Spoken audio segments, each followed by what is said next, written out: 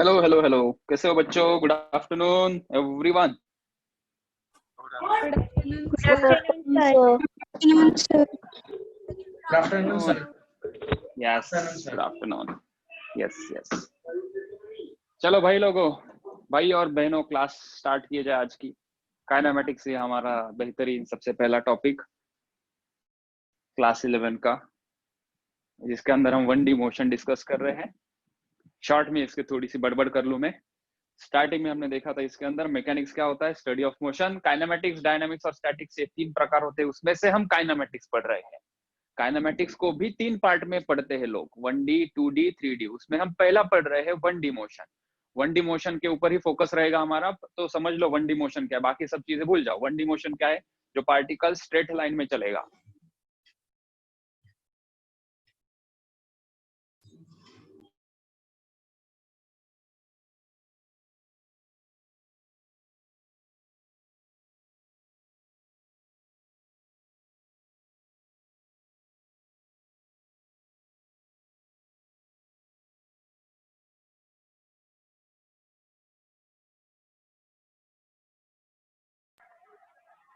Sir आपकी आवाज नहीं आ रही। सर आपकी आवाज नहीं आ रही सर।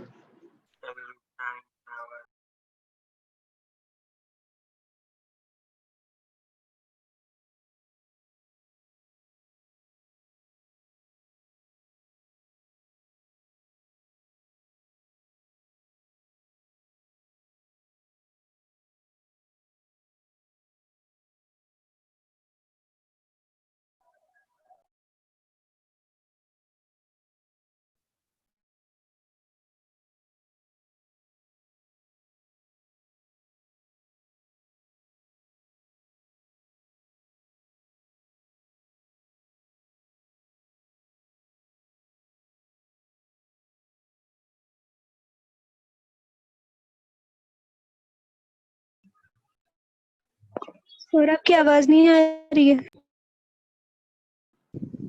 सर आवाज सर। ओके, आवाज नहीं आ रही क्या? ठीक है, आ रही है सर। स्क्रीन चली गई ना लेकिन। अच्छा अच्छा, ठीक है सर।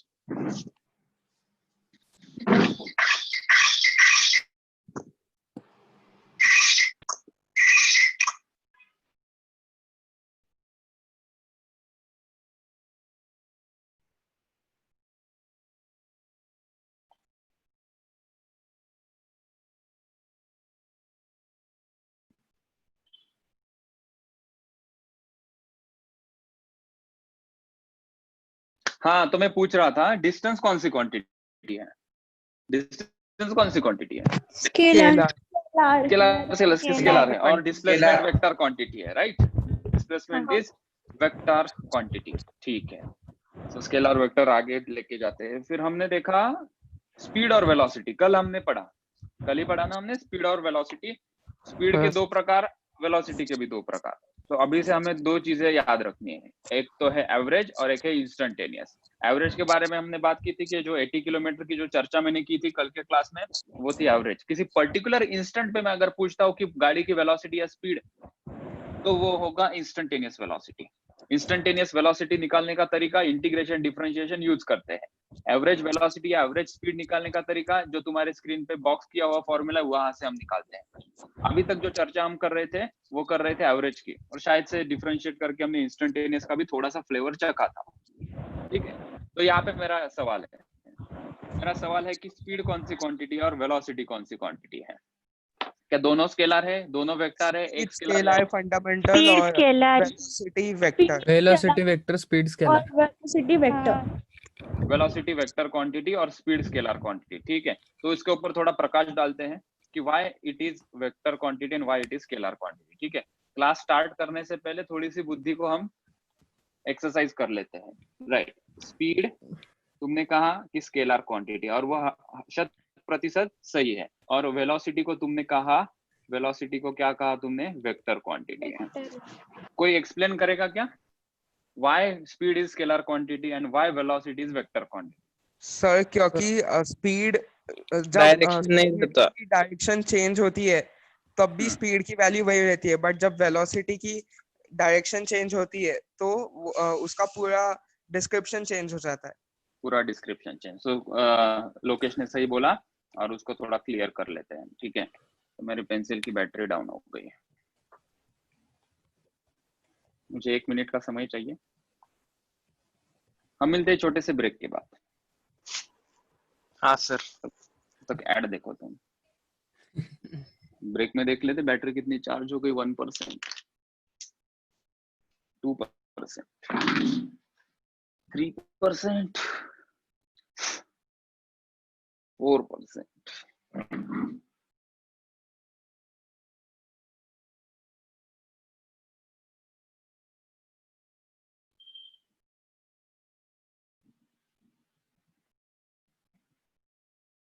चलो ब्रेक के बाद आप सभी का फिर से स्वागत है। तो हम चर्चा कर रहे थे ब्रेक को जाने से पहले स्पीड और वेलोसिटी के बारे में। तो स्पीड स्केलर क्वांटिटी है, क्यों? एक एग्जांपल से समझने की कोशिश करते हैं, ठीक है। तो मान लेते हैं कि ये 2D मोशन, 2D मोशन क्या है? गाड़ी ऐसे चल रही है, ठीक है। ए पॉइंट कोई रास्ता है, ये रोड है, रोड यहाँ पे मैंने ऐसे टर्न,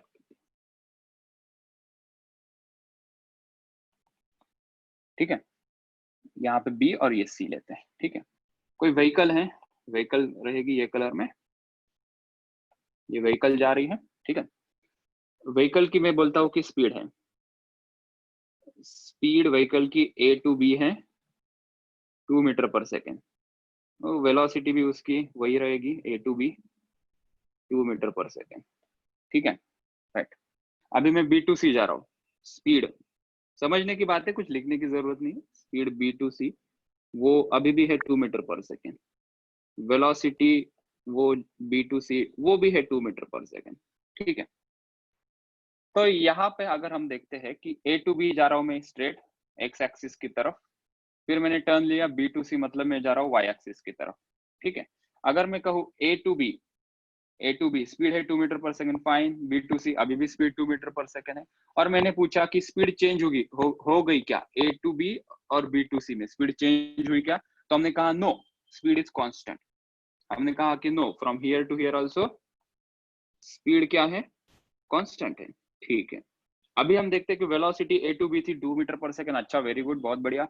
और बी टू सी गया तभी भी वेलोसिटी 2 मीटर पर सेकंड है। फिर मैं यहाँ पे एरो करके लिखता हूँ कि वेलोसिटी चेंज्ड, वेलोसिटी चेंज। तो वेलोसिटी चेंज हुई मतलब एग्जैक्टली वेलोसिटी का क्या चेंज हुआ? तुम्हें पता है आंसर क्या होगा?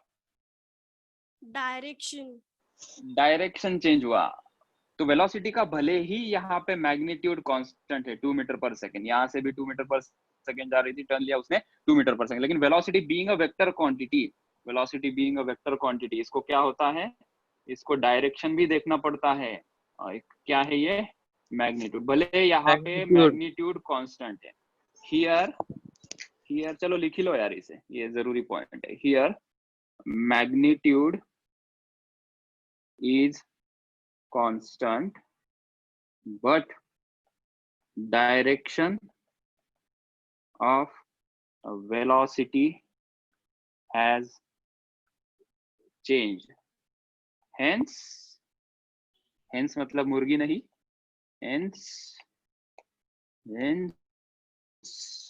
velocity, hence we say velocity has changed. तो वेलोसिटी चेंज होने का मतलब ऐसा नहीं कि उसका नंबर चेंज होना चाहिए, डायरेक्शन भी चेंज हुआ तो भी हम कहेंगे वेलोसिटी क्या हो गई? वेलोसिटी चेंज हो गई, ठीक है। तो ये इंपॉर्टेंट पॉइंट हम याद रखेंगे। लिख लो सब लोग, आज की डेट डालो, आज की डेट है 10th जून 2020।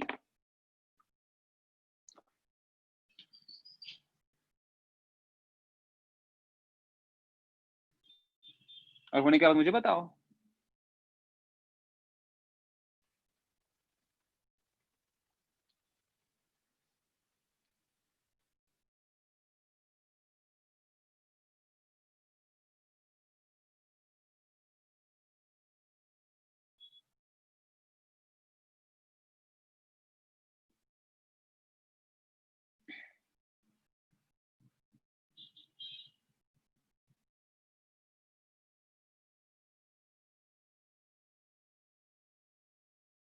हो गया?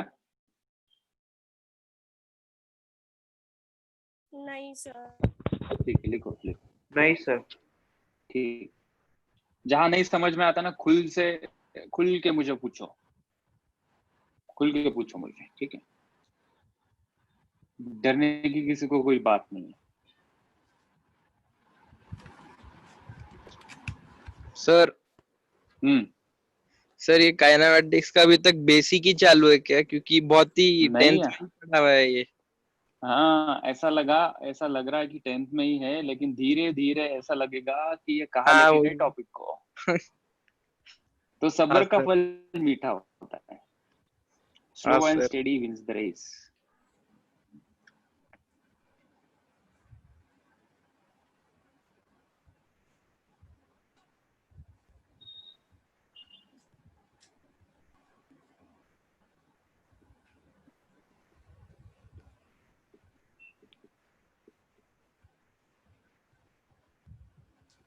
हो गया सर।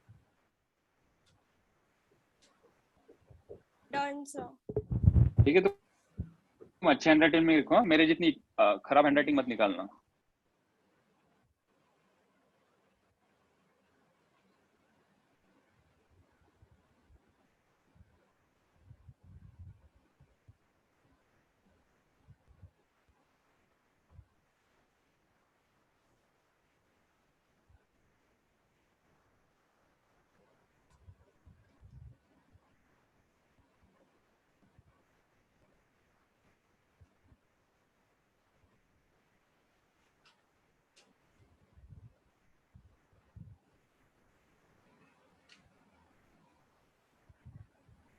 सर ये दोनों एवरेज और इंस्टेंटेनियस के लिए है ना?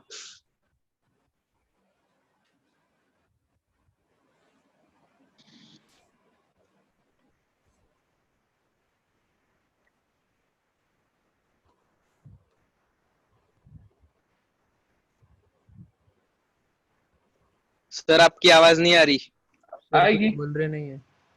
आ गई आ गई। ये था हमारा homework. Let's first complete this homework, फिर थोड़ा पीछे चल के देखेंगे कि कहाँ चल रहे थे। यहाँ पे क्वेश्चन में पूछा था, a car is moving on a हिली रोड विथ इक्वेशन, ये इक्वेशन था। Find the velocity sir of car eight screen t भी इज पूरा इक्वल टू नहीं है। 0। आ गया, स्क्रीन आ गया होगा पूरा, अभी देखो। t is equal to 4 second में।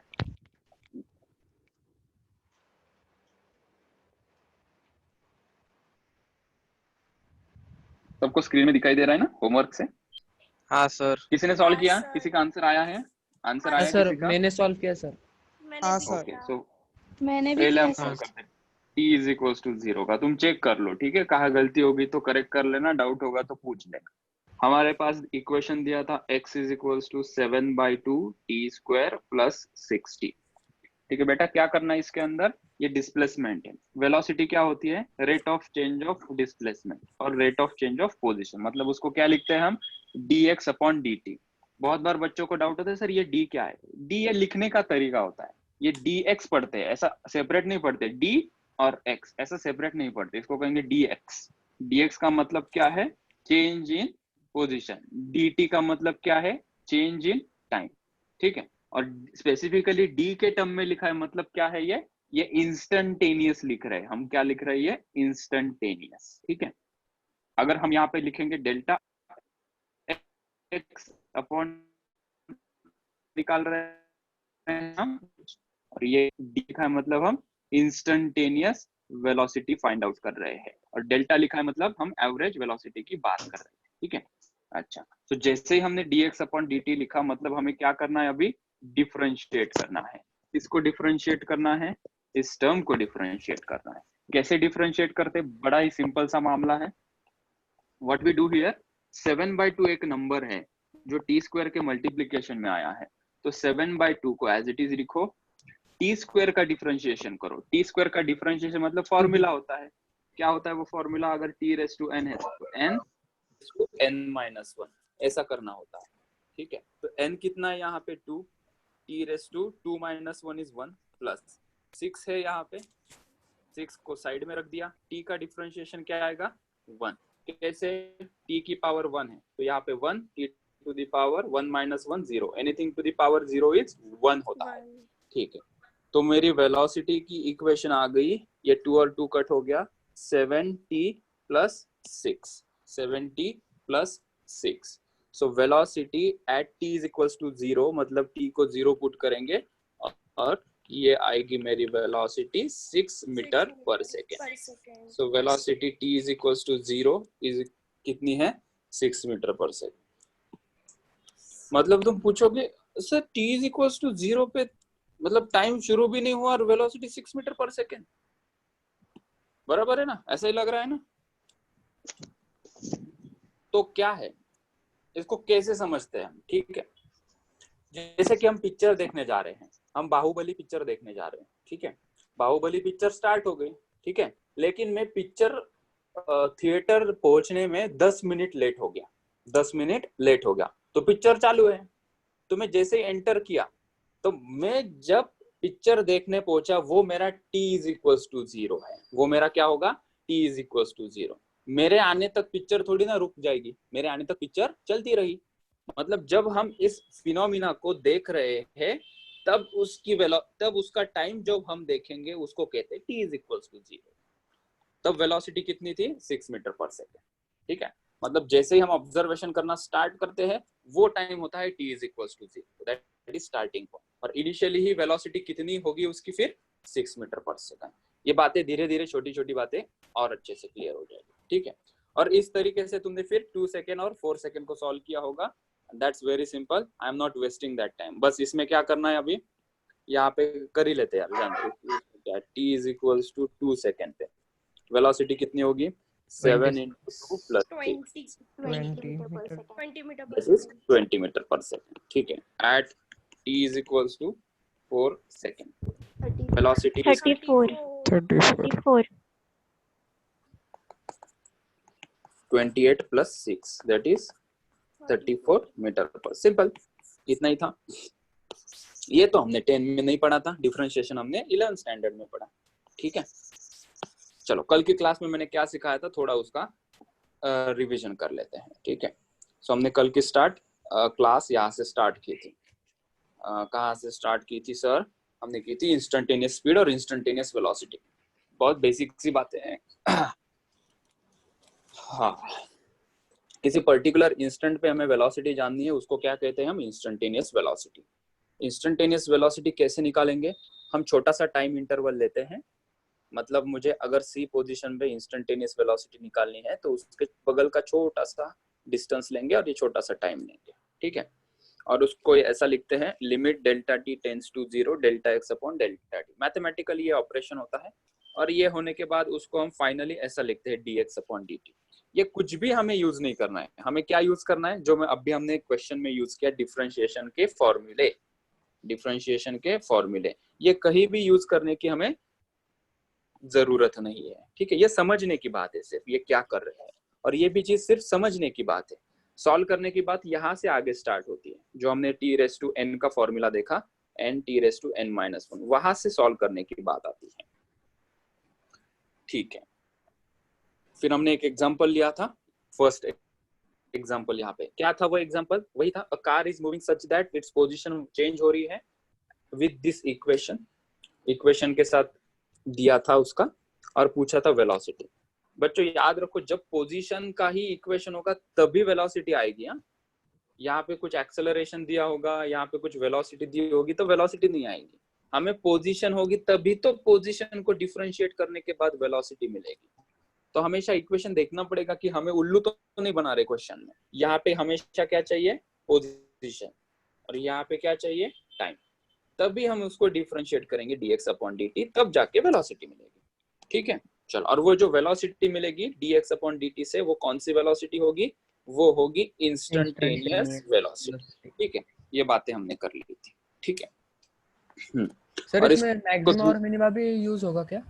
मैक्सिमम मिनिमा भी यूज होगा, लेकिन अभी हम उसको इंट्रोड्यूस नहीं करेंगे, वो प्रॉब्लम हम थोड़ा आगे चल के करेंगे, ठीक है। जब हमारा कॉन्सेप्ट स्ट्रांग हो जाएगा, तब एक एक लेयर हम ऐड करते जाएंगे, ठीक है। फाउंडेशन से चलेंगे ऊपर तक, ठीक है। हमने dx अपॉन dt को दूसरी भाषा में कहते हैं rate of change of position with time, ठीक है। इसको क्या कहते हैं, rate of change of position with time, वही होता है इंस्टेंटेनियस वेलोसिटी।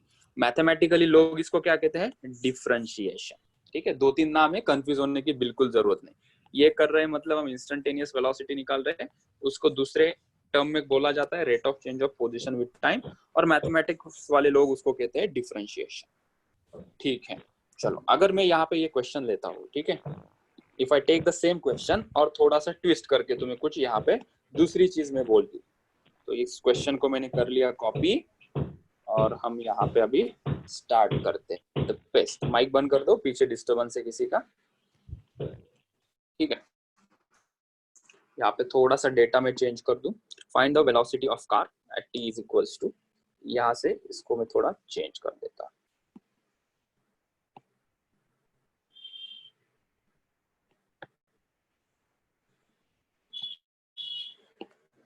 और मैं पूछता हूँ अभी car is going to find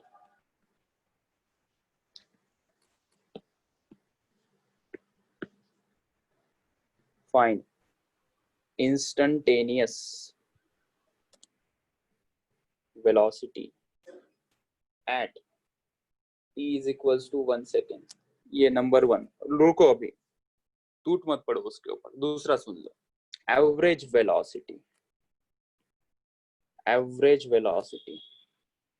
between t is equals to 0 second to t is equals to 1 second। ठीक है, अभी ट्राई करो इसे। सर पहले का answer 4 metre per second. Second. हाँ सर ये 4 तुम आता। कैसा करते हो? सेकंड वाला तुम कैसे बुद्धि लगाते हो? सर 3। सेकंड वाला ट्राई करो। 3 सर। तो मयूर का आंसर 3 आया, वो उसका आंसर है, वो सच होगा ये कोई गारंटी नहीं है, बाकी के आपने अपने आंसर निकाल के चलो। सोचो थोड़ा इसके ऊपर, खुद कंफ्यूज हो जाओ, खुद सोचो क्या पढ़ा है, क्या सिखाए हैं, फिर मैं तरीका बताऊंगा कैसे करना है।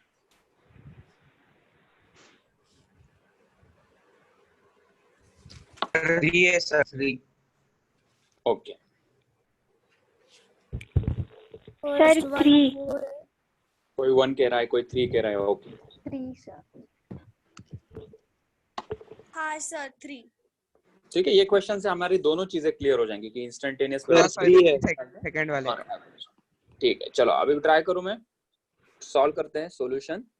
ठीक है, जहां पे जितना भी किया होगा सब जो रुक जाए। पहला वाला, फर्स्ट वाला सॉल्व करते हैं हम। हमें पूछी थी instantaneous velocity at t is equals to 1 second. Equation क्या दिया था? x is equals to T square plus 2t। तो हमने इसको डिफरेंशिएट किया, लिखा dx अपॉन dt। ये क्या आ जाएगा? 2t प्लस 2 आ जाएगा। ठीक है, इसी को क्या कहते हैं? ये है वेलोसिटी। सो वेलोसिटी आ गई मेरी 2t प्लस 2। ठीक है, हमें t is equals to 1 second पे पूछा था, so 2 into 1 plus 2। So velocity कितनी आ गई? 4 metre per second. So this is instantaneous velocity at t is equals to 1 second. ठीक है, अभी हमें करना है एवरेज वेलोसिटी। एवरेज वेलोसिटी पूछा है, सेकेंड हम करते हैं। Second we will do average velocity.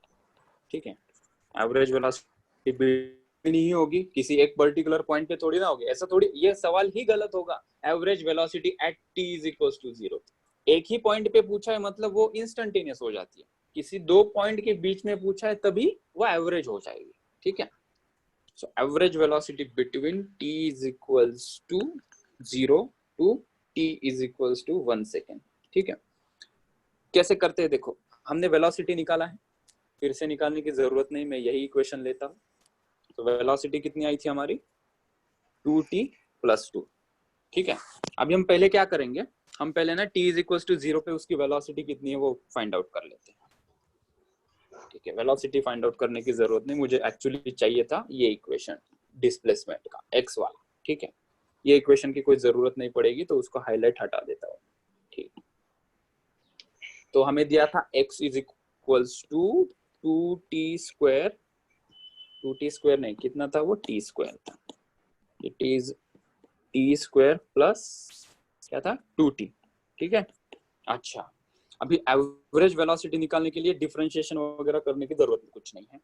अभी सबसे पहले क्या करेंगे हम? t is equals to 0 put करेंगे। ठीक है, तो उसकी पोजीशन फाइंड आउट कर रहे हैं हम, position at t is equals to 0। तो ये x के इसमें हम t इज इक्वल्स टू 0, ये 0 प्लस ये भी 0, तो x कितना आया 0। अच्छा ठीक है, अभी हम क्या करेंगे, उसकी पोजीशन फाइंड आउट करेंगे t is equals to 1 second पे, position at t is equals to 1 second. तो ये पोजीशन के इक्वेशन में t की वैल्यू 1 पुट कर देंगे, तो x कितना आया यहाँ पे 1 + 2 दैट इज 3। मान लेते हैं कि ये मीटर में दिया है 3 मीटर, ठीक है। तो t इज इक्वल्स टू 0 पे मेरी पोजीशन है, x इज इक्वल्स टू 0, और जब मेरा 1 सेकेंड कंप्लीट हुआ मेरी पोजीशन क्या है 3 मीटर, ठीक है। अभी हमें निकालनी है एवरेज वेलोसिटी। एवरेज वेलोसिटी के लिए क्या करते हैं हम, delta x upon delta t लिखते हैं।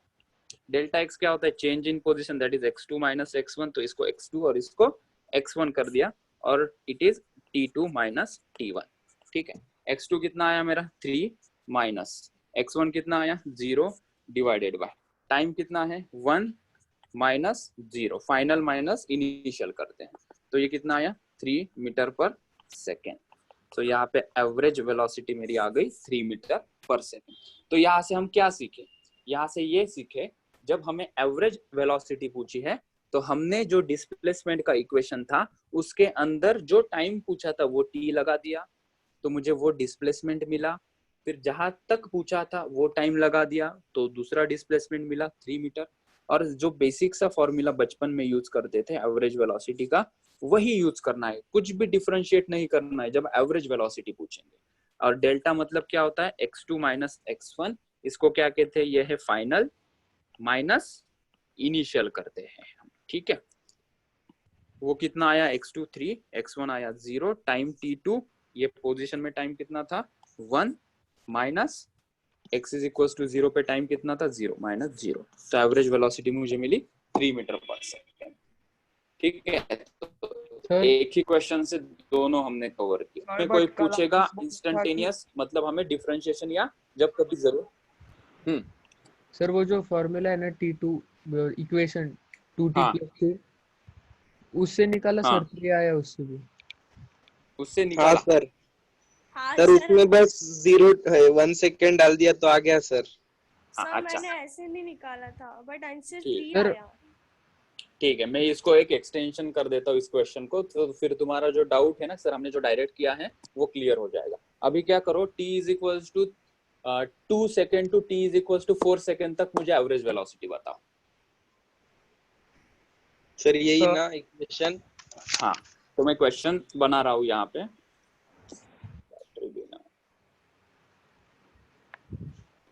तो सेम क्वेश्चन, बस average velocity between t is equal to 2 second to t is equal to 4 second पे आंसर निकालो। Sir 6 metre per second. 8 metre per second. तो 8 metre per second sir.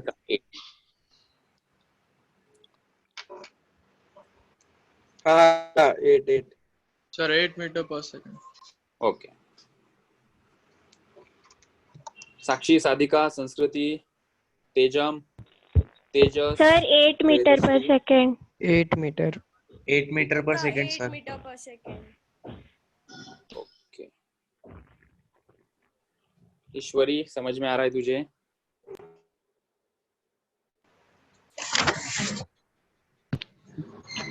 Sir वो शायद मैंने 0 question- था इसलिए यही आंसर आया 3। हाँ सर, नहीं आएगा सर, अब नहीं आएगा। t is equals to 2 second to t is equals to 4 second मैंने पूछा, तो तुम्हारी थ्योरी गलत हो गई यहाँ पे। हमारा इक्वेशन क्या था, t² + 2t। तो t is equals to 2 second पे उसको x1 मान लेते, कितना आ जाएगा ये 2² + 2 × 2, तो x1 कितना आया हमारा 4 + 4 दैट इज 8 मीटर। 8। ठीक है, अभी हम t is equals to 4 second पे उसकी पोजीशन मान लेते x2, मतलब 4² + 2 × 4 कितना आएगा वो 16 + 8 कितना होगा ये 24 मीटर। ठीक है, एवरेज वेलोसिटी क्या होती है, delta x upon delta t, that is x2 minus x1 upon t2 minus t1। ठीक है, तो this is 24 minus 8 upon 4 minus 2, क्यों अटक गया ये?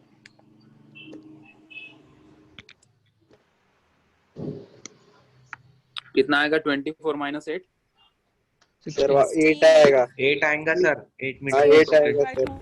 That is 8 metre per second. तो अभी समझ गए कि डायरेक्टली पुट नहीं करना होता सर है, मैंने वही मेथड से किया था। ठीक है। तो x इज इक्वल टू 0 था, इसलिए हमने एक ही पोजीशन वहां पे निकाली थी, उस वजह से वैसा आ गया था। खैर अभी तरीका नहीं सीख सर गए, मेरा आया। हाँ सर 8 मीटर पर सेकंड है इस बार भी। इस बार भी आया, हाँ। ठीक है।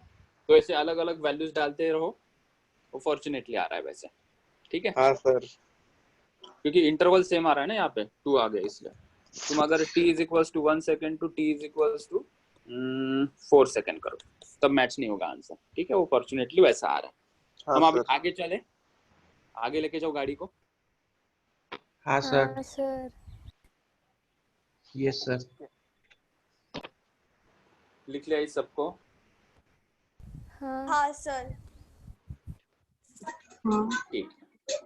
अभी एक थोड़ा लेवल 2 P2 वाला क्वेश्चन करेंगे। अभी P2 वाला क्वेश्चन करेंगे, ठीक है। हाँ, क्वेश्चन दिया है, क्वेश्चन लिखो, मेरे साथ साथ लिखो लोगों। फॉर अ पार्टिकल, ये आज का लेक्चर काफी जरूरी है, नजर हटी दुर्घटना घटी, ठीक है। For a particles motion, its instantaneous velocity. यहाँ पे अभी वेलोसिटी दी है, ओ हो, ओके। लास्ट टाइम तो डिस्प्लेसमेंट दिया था, is given as v is equals to 2t plus 5, ठीक है। और बोला है find its displacement,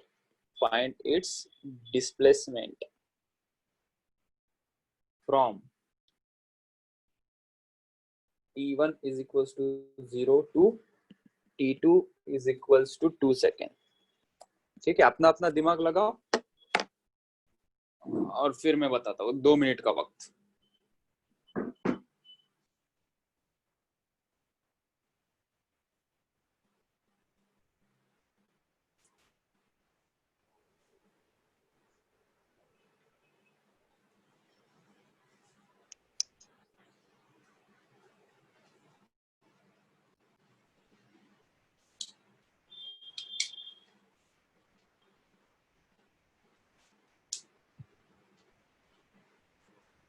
sir 18 metre.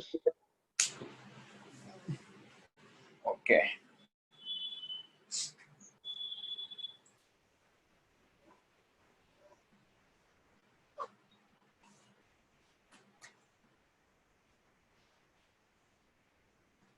Sir, 12 meter. Okay.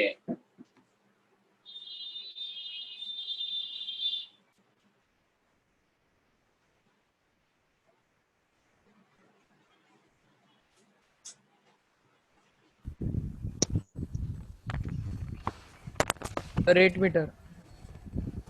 8 metre, अच्छा।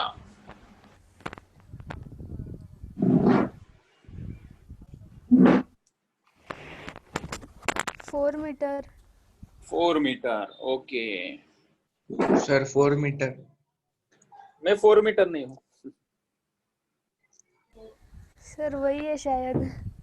शायद।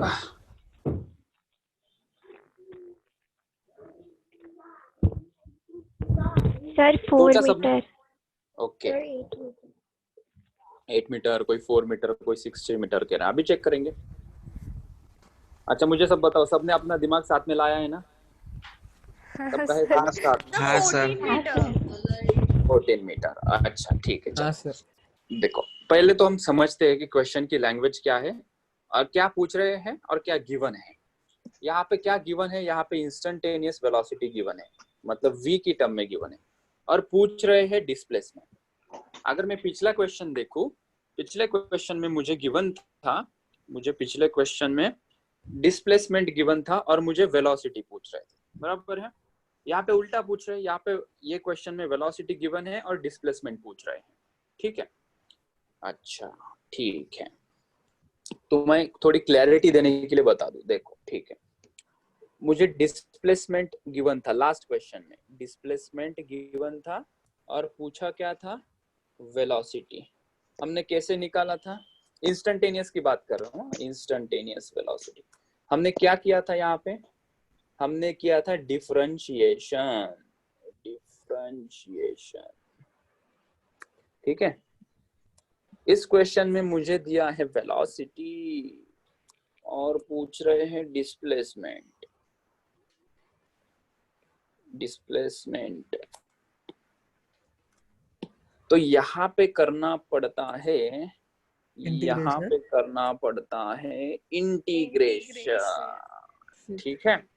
तो ये मुझे समझाना था, इसलिए मैंने बोला कि तुम पहले सॉल्व करो, ठीक है। तो हमें यहाँ पे क्या करना पड़ेगा, वेलोसिटी दी है, डिस्प्लेसमेंट पाना है, तो हमें करना पड़ेगा इंटीग्रेशन, ठीक है। तो इंटीग्रेशन समझा दूं पहले तो इस क्वेश्चन को करते करते मैं इंटीग्रेशन समझा देता हूँ। जैसे डिफरेंशिएशन होता है उसका उल्टा इंटीग्रेशन होता है, ठीक है। तो क्या तरीका है करने का, देखो सॉल्यूशन, ठीक है, इसको लिखेंगे एज अ नोट, इसको जो लिखा है उसको हम एज लिखेंगे नोट, ठीक है। ये नोट थी, ठीक है, इसको मैं कर देता हूँ highlight, figure marker, Asian paints.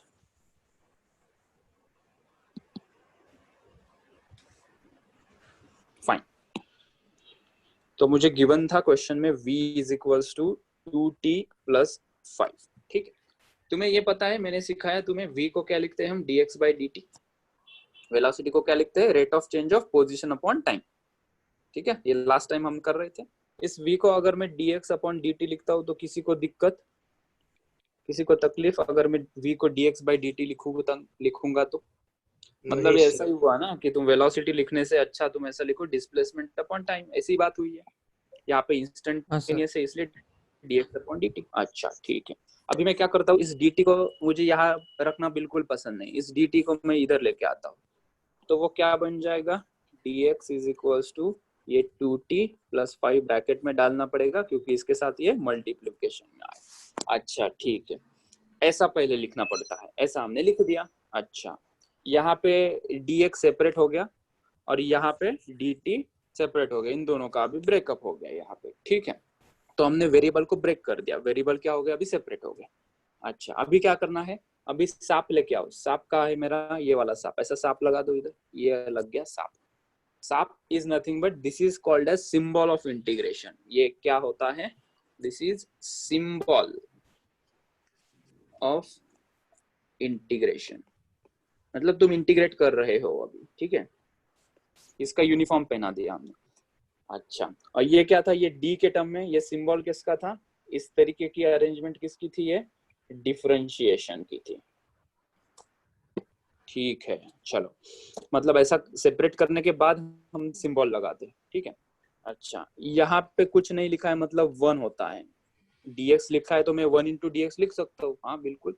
अच्छा अभी इसको ये जो है ना, ये मल्टीप्लिकेशन है ना, सेपरेट सेपरेट मल्टीप्लाई कर दो, तो मैंने इसको किया 2t × dt, ठीक है, प्लस इसको सेपरेटली लिखो यहाँ पे 5 × dt, ठीक है। मतलब हम ऐसा सेपरेट लिखेंगे, हर एक टर्म को सेपरेट लिख के अपना अपना इंटीग्रेशन का साइन दे देना है, ठीक है। अभी यहाँ पे इंटीग्रेशन का मैं फॉर्मूला बता रहा हूँ, फॉर्मूला फॉर इंटीग्रेशन, यही फॉर्मूला मोस्टली यूज होता है, पूरा इंटीग्रेशन पढ़ने की भी जरूरत नहीं पड़ेगी। फॉर्मूला फॉर इंटीग्रेशन, ठीक है, जनरल फॉर्मूला होता है x⁴n dx, ठीक है। ये इंटीग्रेशन का सिंबल, आगे dx मतलब ये इंटीग्रेशन का ड्राइवर है, ये लिखने का तरीका होता है, ये लिखना ही पड़ता है, ठीक है। ये लिखोगे मतलब क्या है कि तुम x को इंटीग्रेट करोगे, dx लिखा है, मैंने क्या लिखा है, dx मतलब x की टर्म को मैं इंटीग्रेट करूं। अच्छा तो ऐसा मुझे दिखा, तो इसका आंसर क्या लिखना होता है, x⁴n + 1/n + 1, और यहाँ पे हम लिखते हैं +c, ठीक है। ये एक टाइप हो गया। और दूसरा टाइप क्या होता है, अगर यहाँ पे कुछ लिखा है लेट्स से कि यहाँ पे लिखा है 1 और ऊपर लिखा है 3, ठीक है, और ऐसा दिया x to the power n dx। इसको कैसे इंटीग्रेट करते हैं हम? इसको लिखते हैं x to the power n plus 1 upon n plus 1, और यहाँ पे ब्रैकेट देते हैं, इधर राइट हैंड साइड के नीचे 1 और ऊपर 3 लिखते हैं। फिर तुमने पूछा कि सर ये 1 3 क्या है?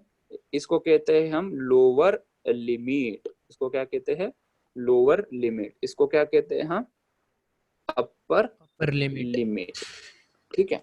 इंटीग्रेशन का मीनिंग क्या होता है? इंटीग्रेशन का मीनिंग क्या होता है? बहुत कोर मीनिंग क्या होता है इसका? एडिशन। ठीक है, ठीक है, मतलब हर एक इंस्टेंट पे जितना डिस्टेंस है वो ऐड करते जाएंगे। कहाँ से कहाँ तक ऐड करना है हमें, वो होता है उसकी लिमिट। यहाँ से लेकर यहाँ तक चीजों को ऐड करो। तो ऐड करना है तो प्लस साइन यूज करते हैं सर, लेकिन प्लस साइन यूज करना मतलब बहुत ही सिंपल साधारण सा टेक्निक है। ये इंटीग्रेशन का एडिशन करना मतलब ये स्मार्ट तरीका है एडिशन का, स्मार्ट एडिशन उसको कहेंगे। ठीक है, अच्छा सर तो ये दो तरीके हैं, और यहाँ पे हम प्लस सी नहीं लिखते। ओके ठीक है, तो ये दो चीजें हमें समझ में आए। ये समझने के लिए इसके ऊपर मैं थोड़ा सा इस एक मिनट रुको, मुझे लेट मी कंप्लीट, मैं कहीं नहीं जा रहा हूँ। इसको हमने थोड़ा ब्रेक कर दिया, थोड़ा इंटीग्रेशन पढ़ लेते हैं कि एग्जांपल लेते हैं इंटीग्रेशन का, ताकि ये इस क्वेश्चन को सॉल्व करने में आसानी जाए। तो मैं एक एग्जांपल देता हूँ। अगर मुझे दिया है x to the power 3 dx और मुझे कोई बोलता है इसका इंटीग्रेट करो, तो मैं इसको इंटीग्रेट करूंगा। x to the power formula ने मुझे बोला है n+1 और नीचे भी n+1 लिखना है। ये आया कहाँ से है वो बहुत गौण बात है, उसकी कोई चिंता नहीं हमें। ठीक, सो ये 3+1 डिवाइडेड बाय 3+1 प्लस c, तो इसका फाइनल आंसर आ गया x to the power 4/4 plus c। अच्छा, ये टाइप 1 का आपने बोला सर। फिर टाइप 2 का बताओ सर। अगर मैं कहता हूँ कि कोई भी बताओ, नीचे 2 ले ले और ऊपर ले लेते हैं 3, और ऐसा दिया x टू द पावर, इस बार 2 ले लेते हैं x² dx। तो इसको कैसे इंटीग्रेट करोगे? Nominal integration x³ divided by 3। x³ कैसे आया सर? 2+1 अपॉन 2+1, ये फॉर्मूला ही कहता है। ठीक है, उसके बाद क्या करना होता है? यहाँ पे ब्रैकेट लगा दो, नीचे लिख दो 2 और ऊपर लिख दो 3। इसके बाद क्या करते हैं? इसके बाद क्या करते हैं हम? ये जो 3 नंबर है ना, ये x की जगह पे रख देंगे, माइनस फिर दूसरी जगह पे हम 2 को यहाँ पे रख देंगे। क्या बोल रहे हो सर? मैं ये बोल रहा हूँ, देखो पहले हम 3 रखेंगे x की जगह पे, मतलब ये 3³ अपॉन 2, बीच में माइनस साइन देना कंपलसरी है। अभी 2 की वैल्यू रखेंगे, 2³ अपॉन ये आ गया 2। अभी यहाँ पे प्लस सी लिखने की जरूरत नहीं है, जब हम लिमिट लिखते हैं तब प्लस सी नहीं लिखते। इज इक्वल्स टू 3 का स्क्वायर 27। 3 स्क्वायर इज 9 ना सर, क्यूब है ना, क्यूब क्यूब दिया है, तो इट इज 27/2 माइनस 2 का क्यूब क्या है? 8। ठीक, तो this is 27 minus 8 upon 27 minus 8 is 21/2। Okay, ये आंसर आया। ठीक है, हाँ सर 19 होगा ना? 3 था ना? 3 था क्या? अच्छा ठीक है, ओके, मैं बहुत गलती कर रहा हूँ रे। So here is 3, here is 3। ठीक है, यहाँ पे 3, ठीक है, डिवाइडेड बाय यहाँ पे क्या होगा? 3। ठीक है, और 27 माइनस 8 थोड़ी ना 21 होगा सर, 19/3। अभी मुझे मैथ्स जाके पढ़ना पड़ेगा। चलो 19/3। ओके, ये आंसर आया। ठीक है, तो ये तरीका हो गया इसको सॉल्व करने का। मैंने इंटीग्रेशन कैसे करते हैं वो तरीका तुम्हें बता दिया। ठीक है, तो पहले तो तुम क्या करो, ये फॉर्मूला ऑफ इंटीग्रेशन इसको पहले लिख लो। पूरी एक बार चीजें बता दूंगा ना, वो इंडाइजेशन हो जाएगा। फिर इतना लिखो और लिखते लिखते मुझे पूछो, कहीं पे अगर कुछ भी डाउट हो, छोटा मोटा कुछ भी, तो मुझे पूछो। सर अभी सर मैंने एक अलग मेथड से किया है। अलग मेथड नहीं, यही तो मेथड है, दूसरी क्या होगी इसको? यही तो स्टैंडर्ड है सर। उन्होंने दिया v = 2t + 5, तो ठीक है ना। अभी क्वेश्चन के ऊपर आते हैं ना लोकेश, हम क्वेश्चन के ऊपर आते हैं ना। मैं एक बार क्वेश्चन सॉल्व कर लूं फिर पूछ लेना, ठीक है सर वो तीन ही इंटीग्रल पर अपर लिमिट और लोअर लिमिट देने के? कौन से? वो क्वेश्चन में 3 आए ना, वैसे तो तीनों को देने के क्या? हाँ हाँ बराबर। पहले इतना कंप्लीट Sir? करो फिर मैं क्वेश्चन के ऊपर आता हूँ। हाँ बोलो। सर मैंने दोनों टाइप से क्वेश्चन सॉल्व किया और मेरा हम्म। राइट आंसर आ रहा है, सेम ही आ रहा है। ठीक है, फिर चेक कर लेते हैं हम अभी। 19/3 तक लिख लो।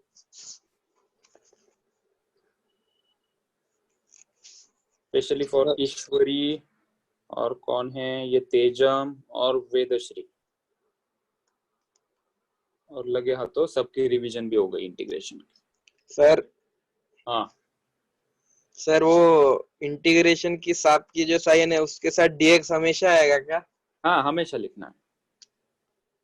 dx लिखोगे तभी कंप्लीट हो जाता है। मतलब ऐसा कि कोई भी सेंटेंस कंप्लीट होने के बाद फुल स्टॉप क्यों लिखते हैं हम? खत्म। उस तरीके से dx है। हाँ। फिर तुम पूछोगे फुल स्टॉप नहीं दिया तो ग्रामेटिकल मिस्टेक हो जाएगी, यहाँ पे इंटीग्रेशन की मिस्टेक हो जाएगी लिखने की। सर वो पेपर में मैंने लिखा ही नहीं था, पर फिर बाद में याद आया तो लिखा, नहीं तो 0 आते थे मेरे को उसमें। इसलिए मैंने थ्योरी पेपर लिया था वो, कि ताकि तुम क्या क्या लिखते हो स्टेप बाय स्टेप, कहाँ गलती करते हो, इसलिए हमने थ्योरी पेपर लिया था। ये लिखा क्या? चलो क्या मैं आगे, सबने लिखा ये चीज, ये पूरी हाँ चीज लिखी? सर। अच्छा ठीक। हाँ सर। अभी मैं क्वेश्चन के ऊपर आता हूँ। मैं इसे डिलीट कर दूं क्या? अभी इसे मैं हटा देता हूँ। फॉर्मूला फॉर इंटीग्रेशन, अरे इसको कट करके दूसरे प्लैनेट में रख के आते हैं इसको ना हम मून पे रख के आते हैं। ये रहा मून, मून के ऊपर हमने इंटीग्रेशन को रख दिया ताकि जब जरूरत पड़े तो वहां से लेके आए उसे।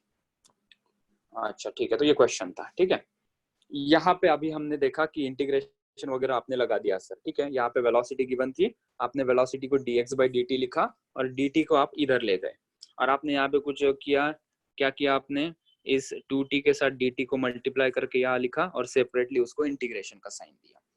फिर यहाँ पे +5 था, यहाँ पे प्लस लिख के 5dt लिखा और उसको भी इंटीग्रेशन का साइन दिया, और लेफ्ट हैंड साइड में भी इंटीग्रेशन का साइन दे दिया। हम इंटीग्रेशन का साइन कब दे सकते हैं? जब यहाँ पे dx dt ऐसे कुछ टर्म होंगी, तो कभी भी इंटीग्रेशन का साइन नहीं दे सकते। अच्छा, इसके आगे क्या करेंगे? अभी इसके आगे अभी इसकी लिमिट लगेगी ना, हम कहाँ से कहाँ तक जा रहे हैं, कहाँ से कहाँ तक जा रहे हैं, वो हमें फाइंड आउट करना है। ठीक है, अच्छा यहाँ पे राइट हैंड साइड में देखो, थोड़ा ठीक से देखना, कंफ्यूज हो जाओगे नहीं तो। ठीक है, यहाँ पे राइट हैंड साइड में क्या है? dt है, मतलब ये सभी टाइम की टर्म है, this is all about time.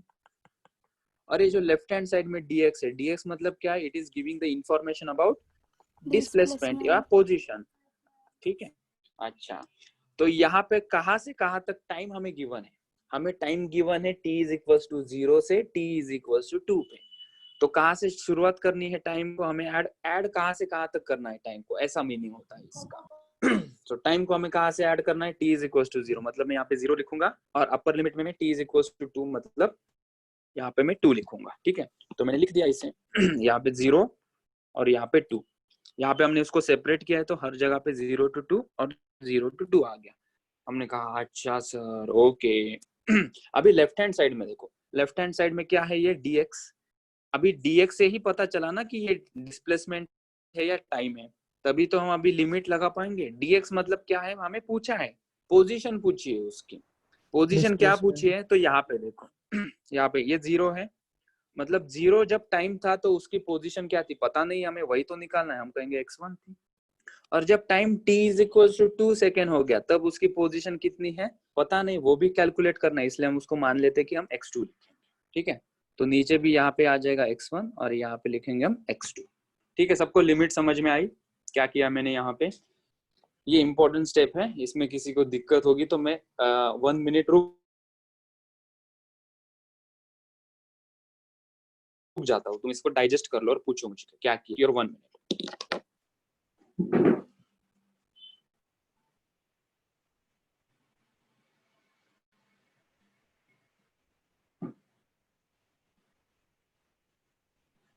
Sir जो लेफ्ट हैंड साइड पे dx है, वहां लिमिट लगाना कंपलसरी है? हाँ, लिमिट लगाओगे तभी समझ में आएगा ना कहाँ से शुरुआत करनी है और कहाँ पे खत्म करना है। Okay sir. सर 2 और 0 कहाँ से? क्वेश्चन में दिया था find its displacement from t1 is equals to 0 to t2 हाँ, इज हाँ, इक्वल्स टू 2 सेकंड, वहां से आया।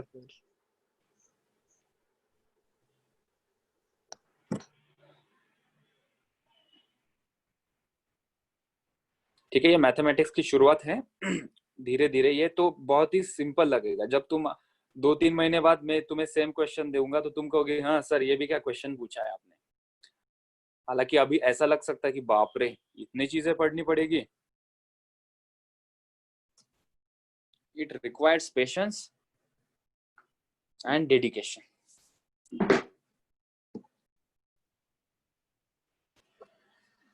चलो, तो किसी को ज्यादातर डाउट मुझे नहीं लग रहा। अभी सॉल्व करते हैं। ठीक है, पहले लेफ्ट हैंड साइड का इंटीग्रेशन करेंगे। लेफ्ट हैंड साइड में क्या दिया है 1। किसी भी कांस्टेंट टर्म का इंटीग्रेशन होता है x, वही टर्म। ठीक है, यहाँ पे dx है तो इसका इंटीग्रेशन क्या हो जाएगा x। ठीक है, इसका इंटीग्रेशन हो जाएगा x लिखने के बाद इसकी लिमिट यहाँ पे x1 और यहाँ पे x2। यहाँ पे ऐसा नोट लिख के तुम ये करो, नोट इंटीग्रेशन ऑफ 1 dx, इसका आंसर होगा x। ठीक है, प्लस c, क्योंकि यहाँ पे कोई लिमिट नहीं लगा रहा। एग्जाम्पल दे रहा हूं मैं, ये समझ में आया इसलिए। ठीक है, इंटीग्रेशन ऑफ 200 अगर ऐसा है dx दिया है तो इसका आंसर क्या होगा 200x plus c। Integration of मैंने लिखा है 4/3 dt, तो इसका आंसर आएगा 4/3 t प्लस c। तो ये समझाने के लिए मैंने 1-2 एग्जांपल यहाँ पे लिख दिए। ठीक है, इसको थोड़ा मैं नीचे कर देता हूँ। I will write it here, यहाँ पे। ठीक है, तो एंड ऑफ दिस सॉल्यूशन तुम ऐसे लिख लेना नोट में। ठीक है, इज इक्वल्स टू 2t का इंटीग्रेशन क्या आएगा 2t का इंटीग्रेशन। जब कभी भी तुम्हें ऐसे कोई नंबर दिखे ना वेरिएबल के साथ तो उसको एज इट इज लिखो पहले 2 को। ठीक है, t का इंटीग्रेशन क्या है, t की पावर कितनी है 1। जैसे x की पावर 1 है, राइट। इसका इंटीग्रेशन क्या होगा x to the power 1 + 1 upon 1 + 1। वो फॉर्मूला से, कौन सा फॉर्मूला भाई, x to the power n dx। इसमें क्या किया था हमने n + 1 अपॉन n + 1। तो यहाँ पे n कितना है हमारा 1, इसलिए यहाँ पे इसका आंसर आया x to the power 1 + 1 that is 2 divided by 2। हालांकि यहाँ पे t है तो t हुआ तो क्या हुआ t to the power 1 + 1 upon 1 + 1। ठीक है, सीधा मैं 2 कर दूं क्या, इसे इसको 2 लिख दूं मैं, t²/2। ठीक है, अच्छा, और इसको ब्रैकेट देके इसकी लिमिट 0 to 2। ओके, इसको भी हटा देते हैं नीचे, यहाँ रख देते हैं। प्लस 5 का इंटीग्रेशन क्या आएगा, अभी जस्ट पढ़ा, कोई भी कांस्टेंट टर्म है तो 5 × t आएगा 5x। So 0 to 5t। x होगा तो x लिखेंगे, dt है इसलिए t लिखेंगे, dz होगा तो z लिखेंगे। ठीक है, अच्छा, अभी लेफ्ट हैंड साइड को सॉल्व करेंगे। लेफ्ट हैंड साइड में क्या है, अपर लिमिट x की जगह पे x2 लिखेंगे माइनस लोअर लिमिट x की जगह पे x1 लिखेंगे। हमेशा अपर लिमिट ही पहले पुट करना है, माइनस लेके लोअर लिमिट पुट करना है। इज इक्वल्स टू, अभी यहाँ पे हम पुट करते हैं, ये क्या आएगा 2 × अपर लिमिट क्या है 2² अपॉन 2। ठीक है, माइनस लोअर लिमिट क्या है 0 आएगी। ठीक है, ये आ गया यहाँ पे। सर 2 कट हो जाता है ना। हाँ 2 कट कर दो 2 कट, कोई प्रॉब्लम नहीं, कट कर दिया मैंने। प्लस आगे क्या है 5t और उसकी अपर लिमिट 2 लोअर लिमिट 0। ठीक है, पहले अपर लिमिट पुट करेंगे 5 × 2 माइनस लोअर लिमिट में क्या आएगा 0 है तो 5 × 0 इज 0। तो मेरा x2 माइनस x1 कितना आया 14 आंसर आ रहा है। 14 आएगा 10। सो x2 माइनस x1 इज आया मेरा 14। ठीक है, लिख लो यहाँ तो, and that is the answer 0। हमें time, so this is the displacement, this is the displacement, this is the displacement from कहाँ से कहाँ तक, from t is equals to 0 to t is equals to 2 second. मतलब गाड़ी जब 2 second तक चली, t is equals to 0 to t is equals to 2 का मतलब क्या है 2 सेकेंड में गाड़ी कितना चली 14 मीटर। ठीक है, तो ये अप्रोच है, ये तो हमने स्कूल में नहीं पढ़ा, So this is we have studied in class 11.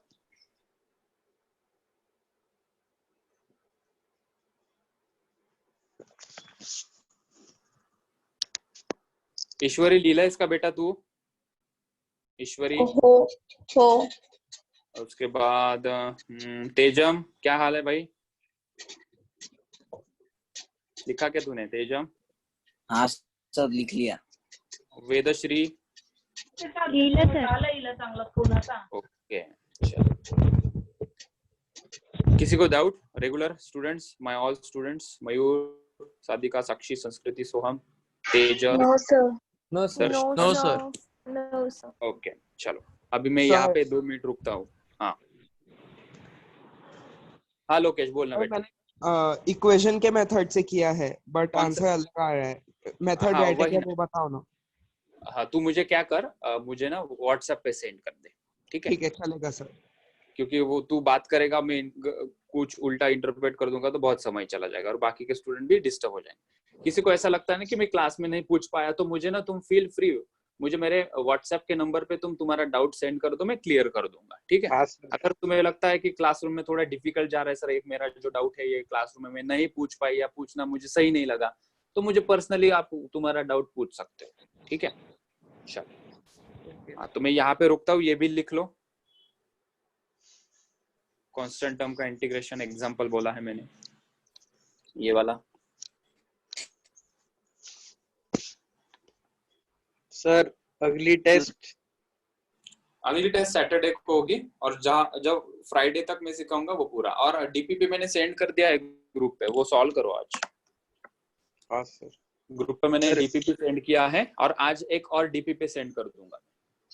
Sir मतलब जितना फ्राइडे तक सिखाएंगे उधर तक आएगा? यस जितना मैं फ्राइडे तक सिखाऊंगा उतना हमारे सैटरडे के एग्जाम में आएगा। सर डेफिनाइट इंटीग्रेशन भी आएगा ना? डेफिनाइट इंटीग्रेशन तो ये टॉपिक में ही कवर हो जाएगा ना, क्वेश्चन में, तो अलग से लेने की जरूरत नहीं है, यही टॉपिक के ऊपर एग्जाम रहेगी।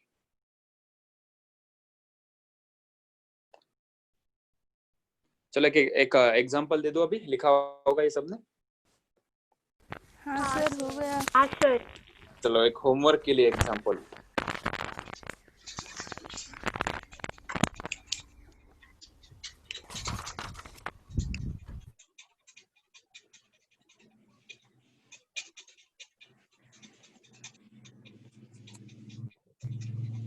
ईश्वरी बेटा माइक बंद करून दे तुझा।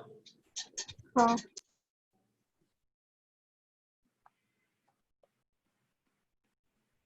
A car is moving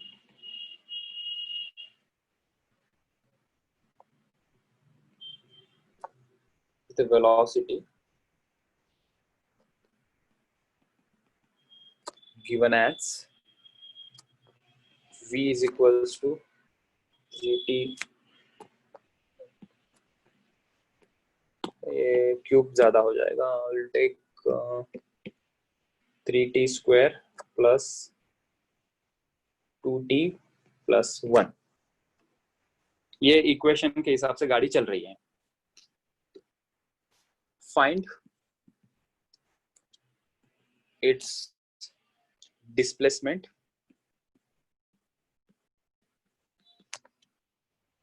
from t1 is equals to 2 second to t2 is equals to 4 second।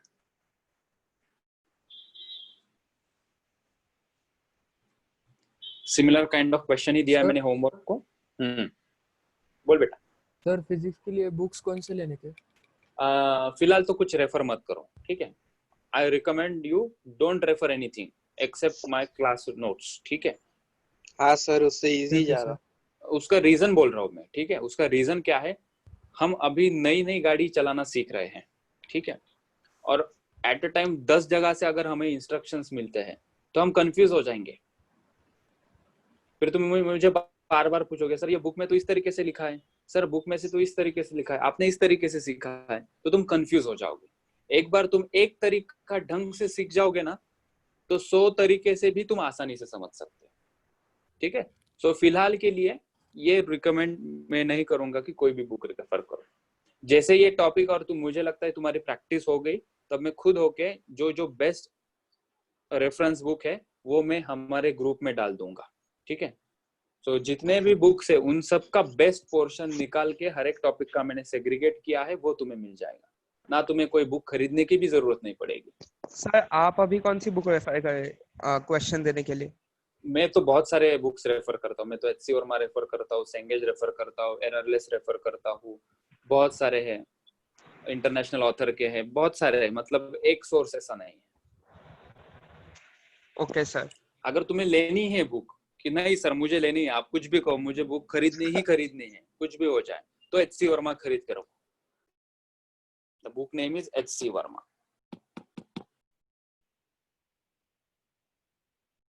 सिर्फ first volume HC Verma volume 1, it is a Bible for our book for physics, ठीक है।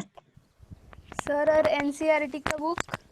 NCERT तो बिल्कुल पढ़ना नहीं, एनसीईआरटी पढ़ोगे तो गए समझो। एनसीईआरटी की बुक फिजिक्स के लिए बोल रहा हूँ, मुझे केमिस्ट्री बायोलॉजी का कुछ पता नहीं है, फिजिक्स के लिए बोल रहा हूँ। एनसीईआरटी बिल्कुल नहीं पढ़ना, कोई भी एनसीईआरटी नहीं पढ़ेगा। हाँ सर, वो केमिस्ट्री के सर तो बोलते हैं एनसीईआरटी भगवान है। हाँ वो केमिस्ट्री के लिए वैसा है, केमिस्ट्री और मोस्टली बायोलॉजी के लिए भी बच्चे एनसीईआरटी ही यूज करते हैं, ठीक है। फिजिक्स के लिए बिल्कुल एनसीईआरटी मत करना। ऐसा क्यों?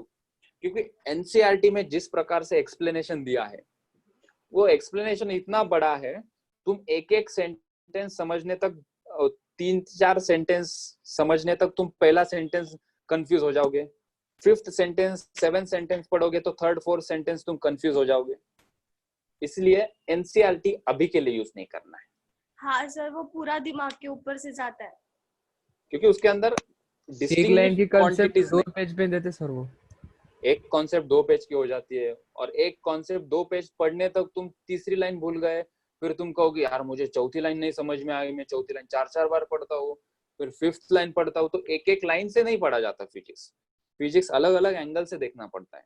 जैसे कि तुम शोरूम में अगर कोई कार देखने जाते हो तो तुम उसको हेडलाइट देखते हो, फिर पीछे देखते हो कि टेल लाइट कैसे दिख रहा है, फिर अंदर जाके देखते हो कैसे दिखता है, फिर वापस बाहर आके पूरी कार देखते हो। मतलब 4-5 एंगल से हम देखते तभी समझ पाते हैं ना कि गाड़ी अच्छी है नहीं है। ऐसा नहीं कि हम हेडलाइट देख के आए, गाड़ी का हेडलाइट काफी अच्छा, मैं गाड़ी खरीद लाता है, ऐसा नहीं होता। तो पूरी गाड़ी जब तक हम नहीं देख पाते हैं, पूरी गाड़ी एक बार समझ लेते हैं, फिर तुम एनसीईआरटी रेफर करो, एचसी वर्मा रेफर करो, यूनिवर्सल रेफर करो।